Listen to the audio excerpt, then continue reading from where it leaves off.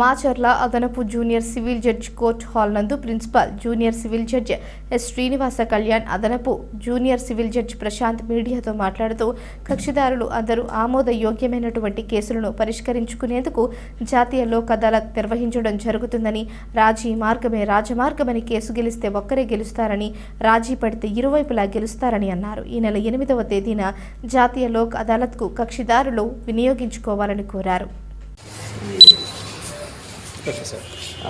అందరికీ నమస్కారం అండి.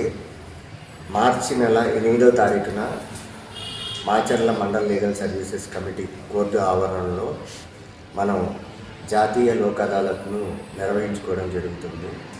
అయితే కక్షిదారులందరూ కూడా తమ తమ సివిల్ మరియు క్రిమినల్ కేసులను, రాజీకి ఆమోదయోగ్యమైన అన్ని రకాల కేసులను కూడా పరిష్కరించుకోగలరని చెప్పి ఆశిస్తున్నాను. ఈ విధంగా రాజీ మార్గమే రాజమార్గం అని చెప్పేసి మనమందరం కూడా ముందుకు అడిగేసి తమకి ఎన్నో విధాలుగా ధనం అంటే ఖర్చు అవుతుంది లీగల్గా కేసులు చేయించుకోవడానికి కానీ, మరియు టైం అందరికి కూడా ముఖ్యమైనది టైం. ఈ టైంని కూడా చాలా వరకు కొన్ని సంవత్సరాల తరబడి కోర్టులో విచారణకి కేసులకు హాజరవ్వాల్సి ఉంటుంది.